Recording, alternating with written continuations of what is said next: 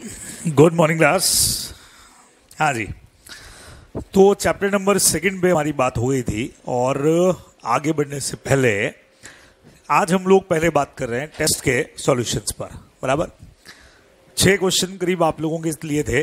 30 marks का paper है, यानी एवरी क्वेश्चन 5 मार्क। बराबर, ईच क्वेश्चन 5 मार्क का।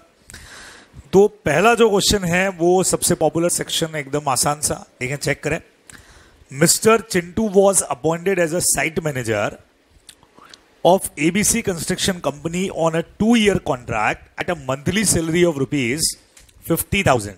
बराबर, Mr. Ganesh gave a surety in respect of Mr. Chintu's conduct. Surety दिया है। तो अब ये बता दो पहले तो कि इसमें कौन कौन सी पार्टीज कौन कौन है। चिंटू जो है ये तो एक तरह से डेटर की जगह पे आता है ना, अपन कहते हैं ना एम्प्लॉय या काम करने वाला डेटर, और एबीसी कंस्ट्रक्शन क्रेडिटर की तरह से, और ये जो गणेश है ये हमारा हो गया श्योरिटी। ठीक है। After 6 month company was not in position to pay 50,000 to Chintu because of the financial downfall. ठीक है। Chintu agreed to a lower salary of 30,000 from the company. This was not communicated to mister Ganesh. यानी debtor और creditor ने मिलकर के conditions के अंदर changes किया, जिसका इंफॉर्मेशन उन्होंने श्योरिटी को नहीं दिया है, या श्योरिटी का उसके ऊपर कोई कंसेंट नहीं है। 3 months afterward it was discovered that Chintu had been doing fraud since the time of his appointment. Appointment के टाइम से वो फ्रॉड कर रहा था। What is the liability of Mr. Ganesh during the whole duration of Chintu's appointment? ये question आपसे पूछा गया है। अब वेरिएंस वाला क्वेश्चन है, साफ पता लग रहा है। सेक्शन अगर लिखते हो तो और बढ़िया बात है, क्योंकि ये तो पॉपुलर सेक्शन है 133 है ना। तो कुछ कुछ सेक्शन जो बहुत ज्यादा पॉपुलर है उनको याद रख के जाओ तो अच्छी बात है, लिखना चाहिए। तो as per provision of section 133 of Indian contract, if the creditor make any variance in change in terms without the consent of surety, then surety is discharged as to the transaction subsequent to the change. यहां से यहां तक हमने question को समझा दिया, जैसा हमेशा समझाते हैं। बराबर। फाइनल आंसर में hence Mr. Ganesh will be liable as a surety for the act of Chintu before the change in the terms of contract. यानी पहले के कितने महीने? 6 महीने। बराबर। पहले के 6 महीने या 3 महीने? बोलो बोलो। 6 महीने क्यों? ऐसा क्यों? हाँ, ये भले ही यहां पे 3 मंथ्स किया है, लेकिन सैलरी कब चेंज हुआ है? After 6 months. बराबर, क्लियर। अब variation in the terms of contract as to the reduction of salary without consent of Ganesh will discharge Mr. Ganesh from all liability toward the act of Chintu after such variation. तो section 33 का direct provision ये कहता है कि अगर कोई भी variation किया गया, वेदर आपने श्योरिटी के बेनिफिट के लिए किया हो चाहे नहीं किया हो, इस बारे में सेक्शन के अंदर कुछ भी नहीं लिखा हुआ है। वेरिएंस अगर कुछ भी है और श्योरिटी का कंसर्न नहीं है, तो वेरिएंस के बाद से श्योरिटी रिस्पॉन्सिबल होने वाला नहीं है। बराबर। तो यानी कि 6 महीने तक अगर कुछ भी निकला है तो उसके लिए बट ऑब्वियस है गणेश का रेस्पॉन्सिबिलिटी बनेगा, लेकिन उसके बाद के लिए गणेश जो है वो रिस्पॉन्सिबल नहीं है। एक आंसर तो ये बना, जो अभी आईसीएबीसी आंसर को फिलहाल तो करेक्ट मान के चल रहा है। वो कह रहा है आप उस केस रेफरेंस को छोड़िए, आपको हमारा आंसर देना है अकॉर्डिंग सेक्शन 133 का जो लिटरल इंटरप्रिटेशन निकल रहा है, जिसको कहते हैं जैसा लैंग्वेज उस सेक्शन का है हमको उससे मतलब है, और कोई पॉइंट से हमारा कोई लेना देना नहीं है। तो ये इसका मेन आंसर बनना चाहिए। अब इस एग्जाम के लिए अगर किसी ने वो वाला कंसेप्ट भी लगाया है कि ये वाला जो है वो उसके लिए फेवरेबल था या नॉन फेवरेबल था, क्या कहते हैं, अनफेवरेबल या फेवरेबल, है ना। क्योंकि पहले उसके सर पे लाइबिलिटी कितनी आ रही थी? 50,000 की। अब कितना आ रहा है? ऐसा कहां है इसमें? इससे उसकी लाइबिलिटी पे क्या असर पड़ रहा है? बोलो। डिफॉल्ट हो गया तो 30,000 ही देने पड़ेंगे। एक मिनट, ये जो सैलरी है, क्या उसने सैलरी के अमाउंट के लिए गारंटी दी है क्या? ये बताओ। बेनिफिशियल है ये चीज, अगर आप प्रूव कर देते हो मुझे तो मैं आपका आंसर करेक्ट करूंगा बेनिफिशियल वाला, नहीं तो काटूंगा। आप बता दो, इसमें प्रूव कर दो बेनिफिशियल हुआ कि नहीं हुआ। आज एक चीज के लिए बताओ, उसने क्या एबीसी कंस्ट्रक्शन लिमिटेड के लिए गारंटी दी थी, ये तुमको 50,000 का सैलरी पे करेंगे, अगर नहीं किया तो मैं करूंगा। फिर सैलरी 30,000 हो गया तो उसको मजा आ गया, हाँ भाई सैलरी 30,000 हो गया, मेरा लाइबिलिटी कम हुआ। ऐसा है क्या क्वेश्चन के अंदर? तो प्रूव करो कि सर ये ऐसा सैलरी कम करना उसके लिए बेनिफिशियल जो है वो हो गया है, इसीलिए वो फ्री नहीं होगा। कर दो प्रूव। जिन लोगों ने भी आंसर लिखा रहेगा उन्होंने खाली 50 और 30 को फोकस किया, 50 से 30 हुआ मतलब बेनिफिशियल हो गया। 50,000 की सैलरी के लिए गारंटी थोड़ी दिया है। गारंटी आपने किस चीज के लिए दिया रहेगा? In respect of Chintu's conduct. इधर बेनिफिशियल नॉन बेनिफिशियल लग ही नहीं रहा है, क्वेश्चन आपके सामने है। तो इसका मतलब इधर पे जिसने बेनिफिशियल मान करके ये लिखा रहेगा कि वो रेस्पॉन्सिबल हमेशा रहेगा क्योंकि उसके लिए बेनिफिशियल है, वो डिस्चार्ज नहीं रहेगा, उसका नंबर आने वाला है 0। समझ रहे हैं? बराबर से कोई क्वेश्चन आपके सामने है भाई, आप प्रूव कर दीजिए कि उसके लिए बेनिफिशियल है तो मैं नंबर देने को तैयार हूं। बेनिफिशियल है ही नहीं। तो हम में से कुछ लोग ने किया है, सीधा 50 से 30 पे फोकस किया, मजा आ गया। पहले गारंटी 50,000 के लिए था, अब गारंटी का अमाउंट कम हो गया, ये तो अच्छा हुआ। अरे गारंटी सैलरी के लिए दिए ही कहां है ना? सैलरी के लिए थोड़ी है गारंटी, वो तो उसके कंडक्ट के लिए है। अगर ये प्रॉमिस किया रहता तो सिचुएशन चेंज होती, तो मिस्टर चिंटू यहां पे क्रेडिटर की जगह पे होता, एबीसी कंस्ट्रक्शन यहां पे डेटर होती।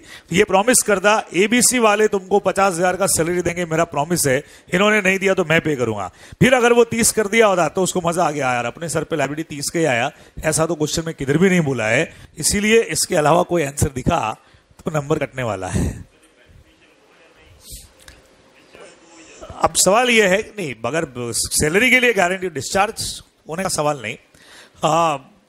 एट प्रेजेंट आईसीए के हिसाब से तो चाहे हो चाहे नहीं हो, लेकिन मैंने कल एक चीज बोली थी कि अगर इस क्वेश्चन में किसी ने बेनिफिशियल वाला आंसर भी लिखा, अगर लॉजिकल है तो मैं उसको नंबर दूंगा, क्योंकि मेरे हिसाब से तो बेनिफिशियल के केस के अंदर वो फिर लाइबिलिटी से फ्री नहीं होता है। आफ्टर वाली चीजों के लिए भी वो हमेशा लायबल रहता है। हालांकि आईसीए ने वो चीज हटा दिया, आईसीए ने बोला नहीं हम तो सेक्शन की लैंग्वेज पे जाएंगे, पर फिर भी मैंने कल कहा था कि किसी ने लिख दिया होगा क्योंकि मैंने पढ़ाया है, पर इसमें तो बेनिफिशियल का कंसेप्ट दिख ही नहीं रहा है मुझे, तो फिर मैं कैसे नंबर दे सकता हूं आपको इसके ऊपर, है ना? एग्जाम के अंदर तो इसको फिलहाल के लिए छोड़ देना है अपने को, मतलब सीधा यही वेरिएंस है, मतलब सामने वाले का लायबिलिटी जो है वो आफ्टर के लिए डिस्चार्ज हो जाएगा, ये अपने को ध्यान रखना है। बराबर क्लियर? तो ये आपका क्वेश्चन नंबर था फर्स्ट 5 मार्क का। अब मार्किंग सिस्टम कैसा रहने वाला है वो भी आपको बता देता हूं। सिस्टम ये रहेगा कि ये जो प्रोविजन यहां से यहां तक का लिखा जाएगा, इस प्रोविजन के मार्क्स आएंगे। हाँ रमेश जी ले लो भैया, आप ले लो। रमेश जी एसी बंद करना भाई इनके लिए, थोड़ा ठंड वंड लग रही है इनको, एसी बंद करना, फिर पंखा कोई चलाना हो तो देखना भी तुम लोग। हाँ जी, हाँ जी, तो यहां से यहां तक जिसने प्रोविजन लिख दिया, उस प्रोविजन लिखने वाले को मिलने वाले हैं 3 मार्क्स प्रोविजन के, और फाइनल आंसर के नंबर मिलने वाले हैं 2। वैसे प्रोविजन के 4 और फाइनल आंसर का 1 नंबर होता है प्रैक्टिकली, पर यहां पे फाइनल आंसर भी अपने आप में बहुत इंपॉर्टेंट है कि आप लिखते क्या, उसके ना लैंग्वेज क्या बनती है आपकी। इसलिए प्रोविजन का 3 नंबर, फाइनल का 2 नंबर, इसके हिसाब से आपको मार्किंग जो है वो होने वाला है। चलिए आगे बढ़ते हैं क्वेश्चन नंबर 2 की तरफ। सेकंड क्वेश्चन कहता है mister Avinash wanted a loan for expanding his business from ABC bank. ठीक है, Mr. Avinash has pledged the stock of his business to obtain the loan from bank. Avinash को बिजनेस बढ़ाने के लिए एबीसी बैंक से loan चाहिए, सिंपल है, और अविनाश ने अपना स्टॉक जो है वो बैंक के पास में कर दिया है प्लेज। प्लेज वर्ड आते ही दिमाग में आना चाहिए कि ये बिलमेंट और प्लेज वाले चैप्टर का जो है वो क्वेश्चन होना चाहिए, बराबर, क्योंकि प्लेज है। प्लेज के कुछ स्पेसिफिक सेक्शन भी आपको देके रखे हैं। However, the expansion of business did not reap the desired result and Mr. Avinash was not able to repay the loan. ये लोन का पैसा नहीं चुका पाया। ठीक है, now ABC Bank wants to retain the stock for adjustment of their loan. बराबर, वो स्टॉक को अपने पास में रिटेन करना चाहते हैं। एडवाइस करिए एबीसी बैंक को whether they can retain the stock for adjustment of their loan and also payment for interest. ये आपसे पूछा है give your answer as per the provision of contract act 1872। 5 नंबर का हमारा क्वेश्चन है, क्या कहते हो? रख सकता है ना? हम लोगों ने पढ़ा हुआ है कि लोन अमाउंट के लिए एज वेल एज जो भी लोन से रिलेटेड ऑर्डिनरी एक्सपेंसेस रहे होंगे उसके लिए जो भी प्लेजी है वो अपने पास में प्लेज वाले गुड्स को रिटेन करके रख सकता है।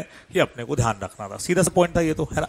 हाँ, एक्स्ट्रा ऑर्डिनरी एक्सपेंडिचर के लिए नहीं रख सकता है। और इंटरेस्ट आप लोग सब जानते हो, तो पार्ट ऑफ पेमेंट ही होता है, तो उसके लिए तो रिटेन कर ही सकता है। तो छोटा सा क्वेश्चन है, according to section 173 of Indian contract the pawnee में retain the goods pledge not only for the payment of debt or performance of the promise, but for the interest of the debt and all necessary expenses incurred in respect of possession or preservation of the goods pledge. यानी ordinary expenses जो भी रहेंगे उसके लिए he can retain, and interest is also covered in ordinary part, so he can retain for interest also. यहां तक का provision जो बनेगा वो रहेगा इसमें 4 नंबर का, समझ रहे हैं? क्योंकि इसके फाइनल आंसर में तो डायरेक्ट है, कोई खास पॉइंट नहीं है जैसे ऊपर वाले क्वेश्चन में था, और फाइनल आंसर का रहेगा यहां से 1 नंबर हेंस के बाद का।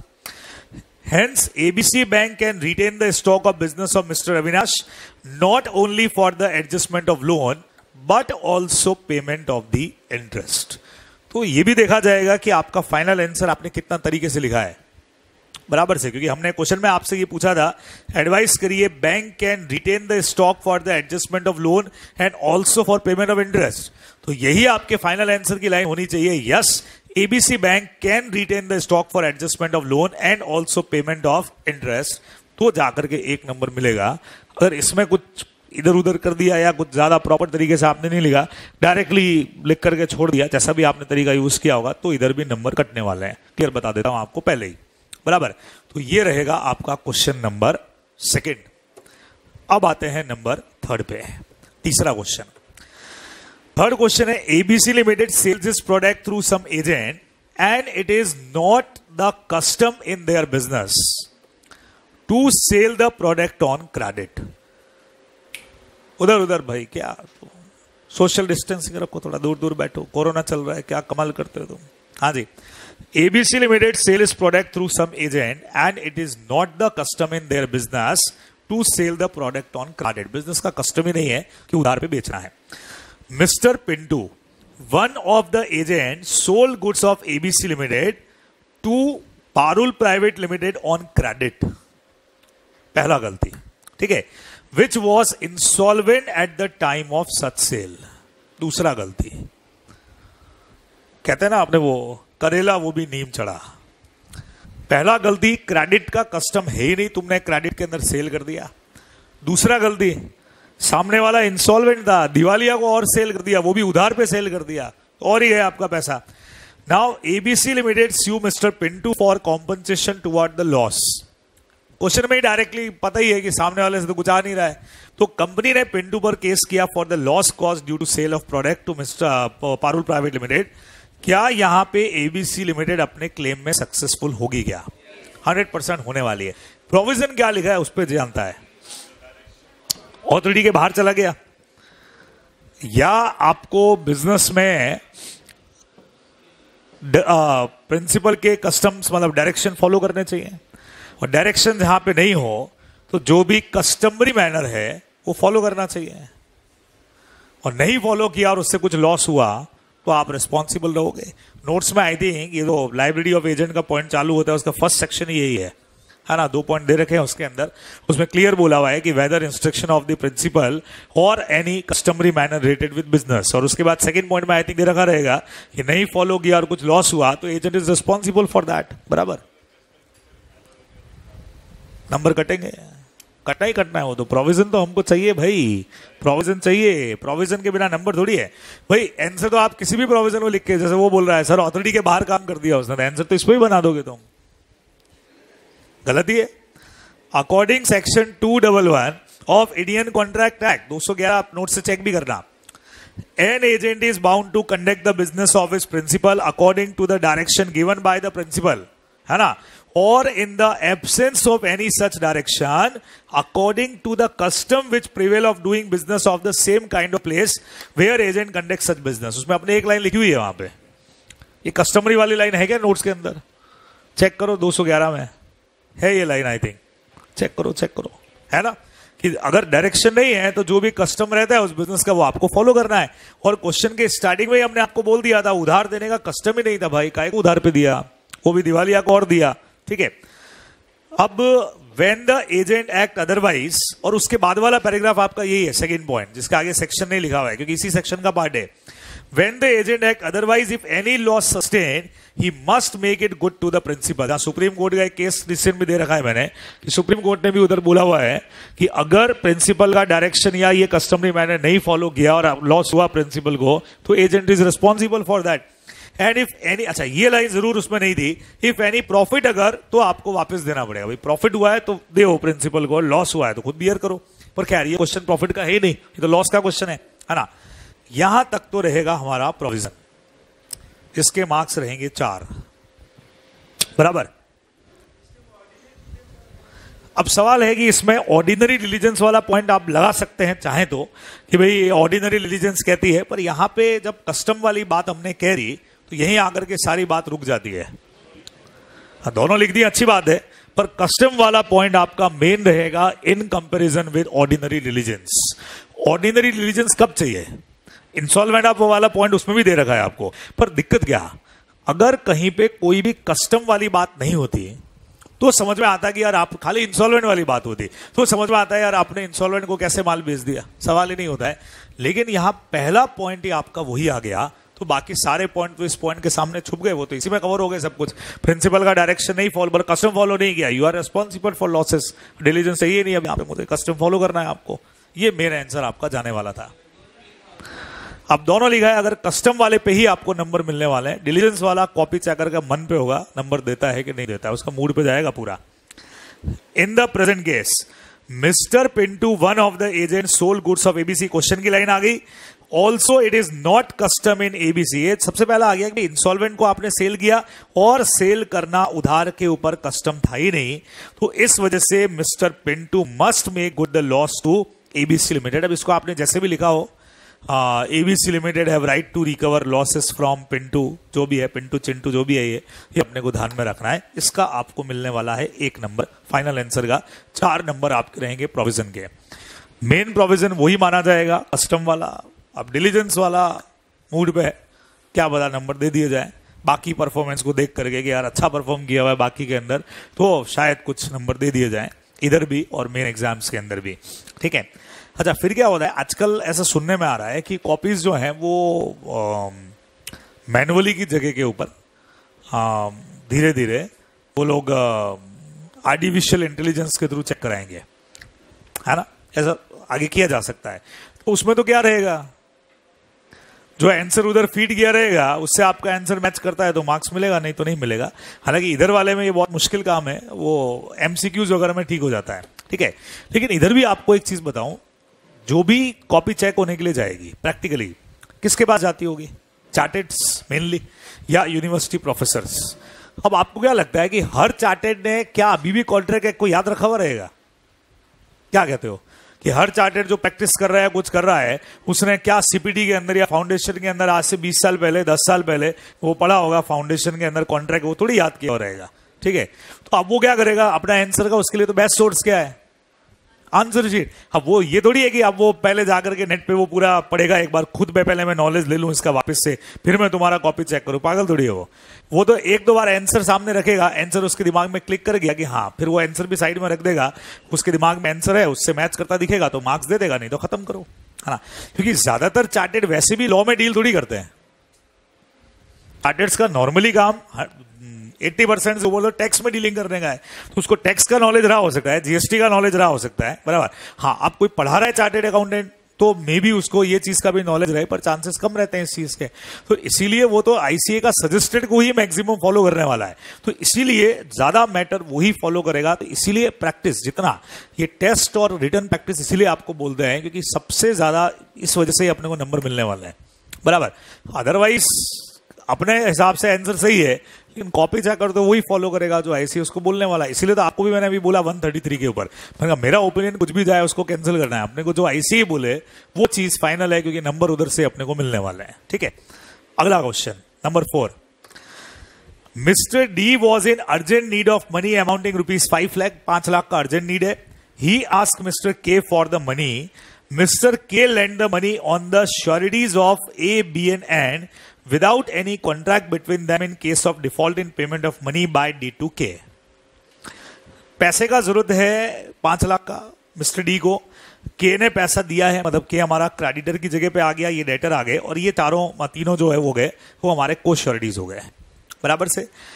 Without any contract between them, उनके बीच में आपस में कोई कॉन्ट्रैक्ट नहीं है, तो आपस में कॉन्ट्रैक्ट की वैसे भी जरूरत होती नहीं है। आपस में क्यों चाहिए कॉन्ट्रैक्ट? अपने वैसे भी पढ़ा, यूं भी अपन ने पढ़ा कि वहां पे एक डॉक्यूमेंट पे कोस्ट श्योरिटीज का जो है वो साइन आ जाएगा, तो उससे कोई फर्क नहीं पड़ता कि आपस में एक दूसरे को जानते हैं कि नहीं जानते, उससे क्या फर्क पड़ने वाला है बराबर। D makes default in payment, क्योंकि यहां क्लियर बोला है ABC without any contract between them, उनके बीच में कोई कॉन्ट्रैक्ट नहीं है, लेकिन गारंटी तो दिया है ना उन्होंने, भाई गारंटी तो दी है, उससे तो मना किया ही नहीं क्वेश्चन है बराबर। डी ने पेमेंट करने से मना किया, डी ने डिफॉल्ट किया। बी रिफ्यूज टू कॉन्ट्रीब्यूट, अब बी जो हमारा डेटर है उसने पैसा देने से मना कर दिया। एग्जामिन करके बताओ क्या बी को उसका लाइबिलिटी से माफ किया जा सकता है क्या, वो एस्केप हो सकता है क्या?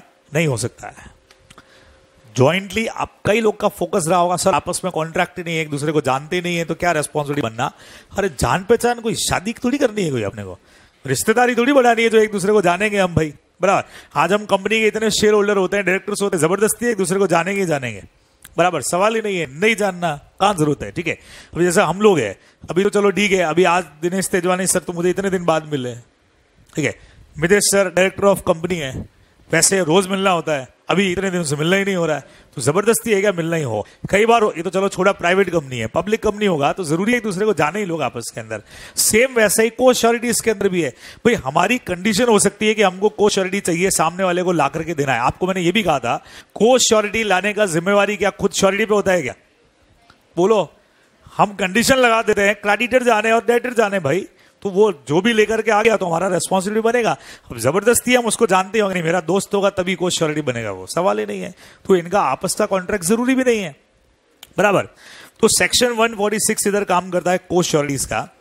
वेदर 2 और मोर पर्सन आर को श्योरिटीज फॉर द सेम डेब्ट और duty either jointly or severally whether under the same or different contract। अच्छा ये लाइन आप चाहें तो अब याद भी रख सकते हैं, मैंने लिख भी दी है, whether with or without the knowledge of each other। ये वैसे कॉमन लाइन भी है, वैसे हमने यहां पे लिख भी दी है, आप इस लाइन को नोट्स में डाल करके भी याद रख सकते हो, आगे के लिए अपने को ध्यान में रखना पड़ेगा। सिंपल सा हमारा पॉइंट हो गया, ध्यान रखेंगे आप लोग। The co-sureties in the absence of any contract to the contrary are liable as between themselves to pay the equal share of the whole debt। कुछ और एग्रीमेंट होता तो वो रेशियो काम आता, नहीं तो इक्वल शेयर होता है, और the part of which remains unpaid by the principal debtor. बहुत सिंपल हो गया कि अगर फेलियर ऑफ प्रिंसिपल डेटर है तो they are responsible to pay equal share unless otherwise agreed. कुछ और हो तो बात अलग है, otherwise equally they are responsible. तो को श्योरिटीज वाला पॉइंट अपने को यहां पे लिखना था, बट ऑब्वियस चार्ट नंबर का प्रोविजन है ही अपना, ठीक है। According on the default of D on payment B can not escape from his liability, B escape नहीं होगा। All 3 sureties A, B and N are liable to pay equally in absence of any contract between them।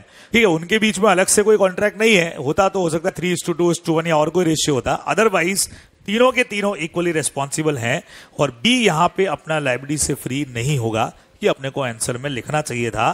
Final answer का रहेगा यहां पे 1 number. तो अब जैसा भी आप लोगों ने लिखा होगा उसके हिसाब से मार्किंग है, किसी का सी किसी का गलत। नेक्स्ट पे आता है, ये तो आसान क्वेश्चन है एकदम मिक्स वाला। अमर ने बेल किया 50 kg of high quality sugar to Srijit who own a kirana shop promising to give 200 at the time of taking back the bail gold. ये कौन किसको पैसा देने वाला है? बेलर बेली को या बेली बेलर को? बेलर बेली को देगा। मेरा शक्कर तेरे पास तू रख भाई, संभाल के रखना, वापिस आके ले जाऊंगा, तुझे 200 रुपया में देने वाला हूं। ठीक है, सिंपल हो गया। 200 रुपया किस बात के दे रहा होगा? लुक आफ्टर करने के, भाई ध्यान रखने के, शक्कर के ध्यान रखने के, और क्या देगा? 200 रुपये बहुत है। ठीक है, अब सृजित का एक एम्प्लॉय था, अनअवेयर ऑफ दिस, जिसको इस बारे में पता ही नहीं था कि किसी और का शक्कर है, उसने क्या कर लिया, mix the 50 kg of sugar belonging to Amar with the sugar in the shop. उसकी जो शॉप में था, किराना शॉप है, उसका शक्कर को अपना शक्कर के साथ मिक्स किया और सेल भी कर दिया। अब this came to the light only when Amar came asking the sugar he has bailed with Srijit. जब आया वो ओनर अमर लेने के लिए तो पता लगा कि यार ये तो मिक्स भी कर दिया और बेच भी दिया। As the price of the specific quality of sugar has triple का मतलब 3 गुना, मतलब क्या होता है, और इस लाइन का मतलब क्या है, 3 गुना पे बेचा है। हाँ, उसका जो वैल्यू था वो तो ऊपर भी दे दिया था, हाई क्वालिटी ऑफ शुगर था, तो जो आपने बेचा उससे वो प्राइस 3 गुना का था। What is the remedy available to Amar, Amar को क्या रेमेडी रहेगा वो आप जानते हो। हमने 3 पॉइंट इसके ऊपर पड़े हुए हैं। एक तो विद कंसेंट अगर है तब तो टेंशन ही नहीं है, विदाउट कंसेंट है तो 2 बातें हो सकती है, can be separable, can not B separable. अभी इधर सेपरेबल तो हो नहीं सकता है, शुगर है कैसे सेपरेट करोगे, बेच भी दिया है तो क्या देना पड़ेगा, जो भी आपका डैमेजेस और प्राइस है वो देना पड़ेगा आपको, यही बनता है। और सेपरेट हो सकते होते तो सेपरेशन का एक्सपेंसेस देना पड़ता, और विद कंसेंट हुआ होता तब तो आपस में दोनों डिस्ट्रीब्यूट कर लेते जो भी अमाउंट आता। तो अकॉर्डिंग सेक्शन 157 है आई थिंक इसके ऊपर, चलो नहीं भी बेची होगी तो मिक्स तो कर दिया ना तुमने, पोर्शन कौन सा मिल जाएगा, कौन सा पोर्शन अलग कैसे करेगा शक्कर को, क्वालिटी का क्या करोगे फिर, बोलो क्या कहते हो, सवाल ही नहीं। अब तो मिक्स हो गया ना, अलग कैसे करेगा, ये शक्कर इसकी ये मेरी, हाँ नहीं कर पाया। According to section 157 if the bailee without the consent of bailor mix the goods of the baler with his own goods in such a manner that it is impossible to separate the goods bale from the other goods, बराबर, and deliver them back, the baler is entitled to be compensated by the bailey for the loss of goods, बराबर। तो वैसे इसका बात सही है कि नहीं है, शक्कर खुद का 50 किलो तो लेके जाएगा कि नहीं जाएगा, ये वो कहना चाह रहा था कि शक्कर भी छोड़ देगा वहीं पे। भाई मिक्स हो गया है, अलग तो नहीं कर सकते, पर आपका खुद का जो गुड्स से लेके जाओ, अपने को पता है इसमें दूसरा क्वालिटी मिक्स हो गया है, तो शक्कर तो ले जाना ही है। ऐसा थोड़ी शक्कर छोड़ देंगे खाली डैमेजेस लेके जाएंगे, पागल हैं क्या, बराबर, ये कहना चाह रहा था। ये तो बात सही है, शक्कर भी लेके जाएंगे, वो तो अपना है ही है शुगर तो, प्लस अब चूंकि मिक्स हो चुका है तो अब हमसे कौन लेगा भाई उस क्वालिटी के ऊपर, क्वालिटी मिक्स हो गई तो बट ऑब्वियस है अपन सामने वाले से क्या करेंगे, डैमेजेस जो आप बोल रहे थे अभी वो कॉम्पनसेशन तो लेना ही लेना है। देखो आगे पढ़ते हैं। In the given question Srijit employ mix the quality, ये सब तो ठीक है। The sugar when mix can not be separated as Srijit employ has mix the 2 kind of sugar, he must compensate Amar for the loss of his sugar. तो यहां पे जो भी कॉम्पनसेशन है वो कॉम्पनसेशन पे होगा, प्लस शुगर तो अपनी लेके जाना ही जाना है अपने को, ये तो बट ऑब्वियस बात हो गई। आपको मैंने कहा भी था कि अपन जैसे गेहूं पिसवाने के लिए जाते हैं, मम्मी बोलती है कि जाओ, अगर उसने मिक्स कर दिया 2 कोई अपने अलग नहीं कर पा रहे हैं तो क्या वहीं छोड़ के आ जाएंगे, अब मिक्स कर दिया रख ले, मैं तो नहीं लेता, ये खाली मेरा कॉम्पनसेशन दे दे, भाई ये दे, आप तूने मिक्स कर दिया, मेरा सामान तो दे मुझे वापस, प्लस साथ में क्या करना पड़ेगा, अपन कॉम्पनसेशन भी डिमांड करेंगे, ये अपने को ध्यान रखना है। किसी ने एक क्वेश्चन पूछा, सर वो 200 रुपए देने का प्रॉमिस किया था उसका क्या रहेगा बोलो, बेलर ने बोला था ना 200 रुपया दूंगा संभाल के रखने का, तो बेचारे ने संभाल के तो रखा ही है, कॉम्पनसेशन में से एडजस्ट हो जाएगा, वो 200 रुपया तो बनता ही है। अब तो हालांकि 200 रुपया प्रॉपर लुक आफ्टर के लिए था, कोई प्रॉपर लुक आफ्टर तो हुई नहीं है, पर अब ठीक है, ये कोर्ट की चॉइस पे डिपेंड करेगा क्या होना है, इसलिए उस पर क्वेश्चन पूछा भी नहीं है। तो अब प्रोविजन यहाँ पे अगर आप लिख देते हैं बहुत प्रॉपर तरीके से तो 4 नंबर आपको प्रोविजन के मिलने वाले हैं, 1 नंबर आपको फाइनल आंसर का यहाँ पे मिलने वाला है। इस तरह से हमारी मार्किंग जो है वो रहने वाली है। हाँ जी,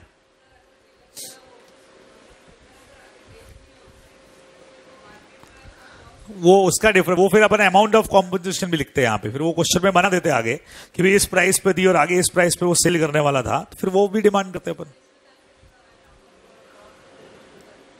अब आगे सेल करने वाला था ये चीज क्वेश्चन में मेंशन कहां है, तो मैं वो कैसे लिखूं, अमर यहां पे क्या लिपाएगा, जो भी उसको लॉस हुआ, लॉस मतलब जो क्वालिटी 3 गुना वाली प्राइस का डिफरेंस और आपकी प्राइस का डिफरेंस है वो यहां पे मैं ले लूंगा। अब लॉस ऑफ गुड्स के अंदर ही तो वो आ जाएगा आपका। आज जब मैं आपसे डैमेजेस की बात करता हूं तो क्या ऑर्डिनरी और स्पेशल डैमेजेस एक वर्ड डैमेजेस के अंदर ही नहीं आ जाएगा? अगर मैं सीधा बोलूं ब्रीच ऑफ कॉन्ट्रैक्ट के राइट्स बोलो सर, डैमेजेस का केस कर सकते हैं। आप ये थोड़ी बोलते हो कभी कि सर ऑर्डिनरी का कर सकते हैं, सर स्पेशल का कर सकते हैं। वो तो आगे जाके क्वेश्चन की लैंग्वेज पे डिफरेंशिएट होता है ना। तो जब हम कह रहे हैं लॉस ऑफ गुड्स, तो लॉस ऑफ गुड्स का मतलब क्या रहा है यहाँ पे, वो डिपेंड करेगा सिचुएशन के ऊपर। तो फिर वो लेस कैलकुलेशन करने के लिए बोल दिया आपको, इसलिए फिर वो आकर के आपका difference between market contract price वहां पे लग सकता है। ठीक है, नंबर 6, आखिरी question. Azhar consigned electronic goods for sale to Aziz. Aziz employed Rahim, a reputed auctioneer, to sell the goods consigned to him through auction. बहुत इजी क्वेश्चन था ये तो, बराबर सब्सटीट्यूट एजेंट का क्वेश्चन है, साफ पता लग रहा है। Sell the goods consigned to him through auction, Aziz authorized Rahim to receive the proceed and transfer those proceed once in 45 days. यानी मेन पर्सन यहां पे अजहर है और अजहर ने अपॉइंट किया है किसको, अजीज को, बराबर यही बोला है। Azhar consign electronic goods for sale to Aziz, मतलब ये एजेंट, प्रिंसिपल और एजेंट हो गया। और इसने अपॉइंट कर दिया है एक ऑक्शनियर को जो कि रहीम है और जो रेपुटेड पर्सन है कि भी इसको आप आगे सेल करो। और साथ में ये भी बोल दिया सेल का प्रोसीड भी तुमको लेना है और हर 45 डेज के अंदर जो भी प्रोसीडिंग आता है वो हमको भिजवा देना, बराबर। Rahim sold goods on auction for ₹2 lakh, but before transferring the proceed of the auction become insolvent. हाँ, सब एजेंट होना चाहिए, क्यों? अच्छा, एजेंट अपॉइंट करता है वो सब एजेंट होता है। हाँ, अच्छा, वो बुक वाले एग्जाम्पल देखो तो कहीं पर भी प्रिंसिपल से बात किया हुआ लिखा हुआ है क्या? चेक करो तो, चेक करो एग्जाम्पल अपने, किधर भी प्रिंसिपल से बात करता दिखाया गया अपने को वहां पे कि पहले उससे प्रिंसिपल से बात किया उसके बाद अपॉइंट किया हो? तुम सब्स्टिट्यूट एजेंट का एग्जाम्पल में जाके चेक करो।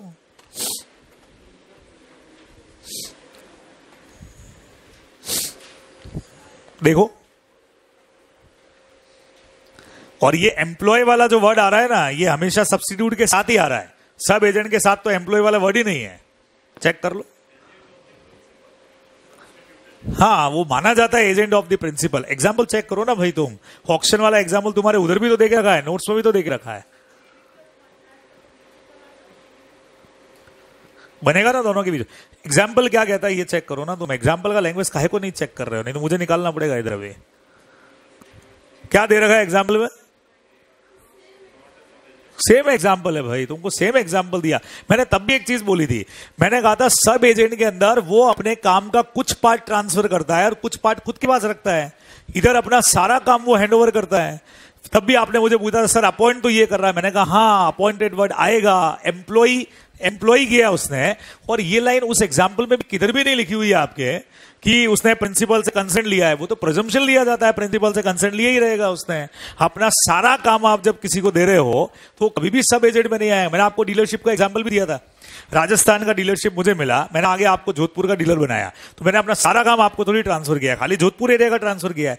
यहां तो उसने सारा का सारा काम आगे उसको ट्रांसफर कर दिया भाई, कर ही वो ही रहा है, बेच ही वो ही रहा है, तो कैसे अपन सब एजेंट लगाएंगे? सवाल। और सेम एग्जांपल आपको दे रखा है मैंने, स्टडी मैट का तो एग्जांपल है, यूं का यूं उसी एग्जांपल पे तो क्वेश्चन बना है। अब वो नहीं पढ़ोगे तो भाई गड़बड़ है, क्या कर सकते हैं? सब एजेंट पे जाएगा तो गलत जाएगा answer. Rahim sold goods on an action of 2 lakh but before transferring the proceeding of auction वो इंसॉल्वेंट हो गया। अब समझो, एसेस करना है आपको liability of Aziz according to the provision of Indian contract act. Answer देखना 195। In selecting an agent substituted for the principal, agent is bound to exercise the same amount of discretion as a man of ordinary prudence would exercise in his own case। अच्छा, ये reputed बंदे को appoint करना, insolvent हो जाना, ये पढ़ के ही आपको सब्स्टिट्यूट का एग्जाम्पल दिमाग में आ जाना चाहिए था। मैंने आपको कहा था इंडियन कॉन्ट्रैक्ट में जो भी ये क्वेश्चंस बन रहे हैं ना, ये सारे इन एग्जाम्पल्स पे बन रहे हैं। तो आप प्रोविजन के साथ साथ हर एक पॉइंट का एग्जाम्पल दिमाग में रखो। तो अब ये मिक्सिंग वाला पॉइंट था, same as it is point दे दिया, खाली वो शुगर कर दिया व्हीट फ्लोर की जगह पे। वो एग्जाम्पल पे ही क्वेश्चन बनाने वाले, नया क्वेश्चन किधर से नहीं आने वाला है। बराबर से। उन्हीं एग्जाम्पल में नाम वाम चेंज करके और वो क्वेश्चन बनाने वाले हैं, तो अगर वो एग्जाम्पल उधर से ध्यान आता है तो पढ़ के यूं ही पता लग जाता है कि यार सेम क्वेश्चन था सर, ऑक्शन के लिए बंदे को अपॉइंट किया था, वो भी रेपुटेटेड पर्सन था, भाग गया, ऑर्डिनरी रिलीजन हमने तो फॉलो किया, तो यहाँ एजेंट का रेस्पॉन्सिबिलिटी नहीं बनेगा, सीधा पॉइंट था। And if he does this he is not responsible to the principal for the act और negligence of the agent so selected, बराबर। Thus, while selecting a substitute agent, the agent is bound to exercise same amount of diligence as a man of ordinary prudence. वही provision का part है। And if he does so, he will not be responsible for act. ये तो इसी को वापस समझा दिया इन्होंने, कोई खास बात नहीं है। तो पूरे प्रोविजन का 4 नंबर है ही है, दिखती बात है। Hence, Aziz has exercised same amount of diligence. इसने यहाँ पे diligence दिखाई, कैसे पता लगा? रेपुटेटेड पर्सन को अपॉइंट किया है, तो इससे बढ़िया और तो क्या करेगा भाई, पहले से रेपुटेटेड ऑक्शनियर था, अब भाग गया, तो वो यहां पे रेस्पॉन्सिबल होने वाला नहीं है, इसका मिलने वाला है 1 नंबर, बराबर। तो अब ये आप लोगों को ध्यान में रखना है, इस तरह से रहेगा सारा का सारा मैटर, बराबर। हाँ, अब ध्यान से सुनिएगा, कई बार ऐसा भी हो सकता है, जैसे ये अभी बोले ना, उससे मुझे ध्यान आया कि सर इसका 1 नंबर तो मिलेगा। कई बार कॉपी टेकर अगर प्रोविजन रॉन्ग है ऊपर, पूरा ही कट कर देगा, वो देगा ही नहीं। सर क्यों सर 1 नंबर तो देना चाहिए, वो कहेगा भाई फाइनल आंसर तो तब आपका सही माना जाएगा जब उसका प्रोविजन ऊपर का सही हो। प्रोविजन कुछ भी लगा करके फाइनल आंसर, मतलब आपके उस प्रोविजन के बेस पे आपका आंसर तो मैच नहीं कर रहा है, तो शायद उसमें 0 ही नंबर दे, आपको ना भी दे, ऐसा पॉसिबिलिटी ज्यादा है, ये आपको यहां बता देता हूं। तो ये है हमारा सारा का सारा मार्किंग का पूरा सिस्टम और ये पेपर डिस्कशन, इसी बेस पे कॉपी स्टैक होने वाला है। फर्स्ट वाला वापस आ जाओ। हाँ जी, अब हमारा फर्स्ट वाला क्वेश्चन एक बार वापस बता देता हूं मैं, अब लेट हो गए थे मेरे ख्याल से 2-3 दिन है। इस क्वेश्चन का सीधा सीधा आंसर आप लोगों के सामने है। यहां पे वेरिएंस किया गया है बगैर श्योरिटी का कंसेंट के, और इस वजह से श्योरिटी हो जाएगा एब्सोल्युटली डिस्चार्ज आफ्टर 6 मंथ्स। इसमें बेनिफिशियल नॉन बेनिफिशियल वाला पॉइंट लग ही नहीं रहा है, तो जिसने बेनिफिशियल वाला लगा करके अगर आंसर लिखा होगा तो क्रॉस जाएगा। उसका रीजन है कि बेनिफिशियल दिख ही नहीं रहा है ना इसके अंदर। जिन लोगों ने बेनिफिशियल लिखा रहेगा उन्होंने 50 और 30,000 को फोकस किया है। सर 50,000 का सैलरी था, सैलरी तो कम कर दिया, तो सर लाइबिलिटी कम हो गई ना उसकी। उसने सैलरी के लिए प्रॉमिस किया था क्या? उसका प्रॉमिस किस बात के लिए था वो तो देखो ना आप। क्या उसने ये प्रॉमिस किया था क्या कि अगर इस कंपनी ने 50,000 का सैलरी दिया, मैं आपको प्रॉमिस करता हूं, अगर इन्होंने 50,000 का तुमको नहीं दिया तो मैं दूंगा, ऐसा प्रॉमिस किया था क्या?